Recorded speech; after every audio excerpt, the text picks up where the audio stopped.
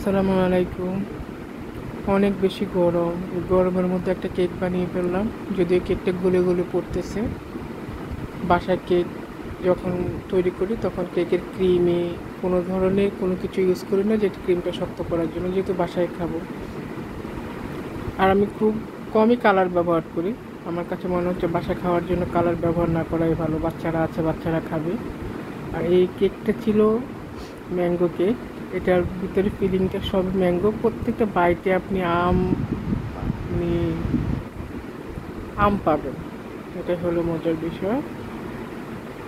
তাড়াহুড়ো করে যতটুকু পারছি করে নিছি। এত বেশি গরম আর এত গলে পড়ে যাচ্ছে সব, কি আর করা। বেশি সাদা দেখে একটু হালকা কালার উপর দিয়ে দিয়ে দিলাম। এটা খেলে খাবে, না খেলে উপর থেকে ফেলে দিবে। জাস্ট একটু চকলেট দিয়ে ছোটোখাটো ডেকোরেশন করে দিয়েছি। তো ডেকোরেশন করার থেকে কেক খেতে কেমন সেটা হচ্ছে ইম্পর্টেন্ট। আশা করি কেকটা খেতে অসম্ভব মজা। আমি জানি না, আমার কেক সবাই খুব পছন্দ করে। তো আপনাদের কেমন লেগেছে, বা আপনারা যদি পুরো কেকের রেসিপি চান যে কীভাবে কেকের বেসটা রেডি করে, তাহলে কমেন্ট করে জানাতে পারেন। আমি আপনাদেরকে পুরো কেক বেস রেডি করে দেখিয়ে দেবো। ভালো থাকবেন সবাই। আল্লাহ হাফিজ।